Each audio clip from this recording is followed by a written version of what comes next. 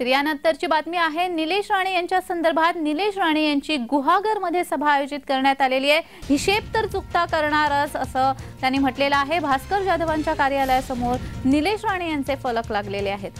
गुहागरमधील तळी येथील सांब सदाशिव मैदानामध्ये ही सभा आयोजित करण्यात आलेली आहे। तर याचाच आढावा घेतलेला आहे आमचे रत्नागिरीचे प्रतिनिधी राजेश जाधव यांनी। पाहूयात।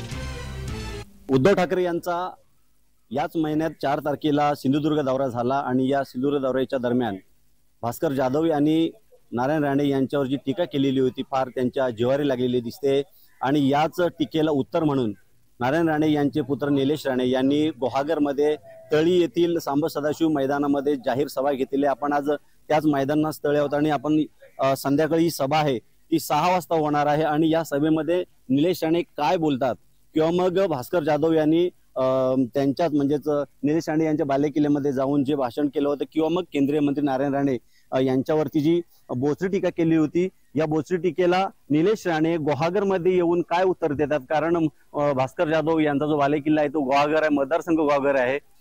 मागील कित्येक वर्ष हे या मतदारसंघातून निवडून येतात, मात्र त्यांच्याच मतदारसंघामध्ये येऊन निलेश राणे नक्की त्यांच्या टीकेला काय उत्तर देतात हे पाहणं तितकंच महत्त्वाचं ठरणार आहे। कॅमेरामॅन प्रफुल्ल सह मी राजेश जाधव, जय महाराष्ट्र न्यूज, गुहागर, रत्नागिरी।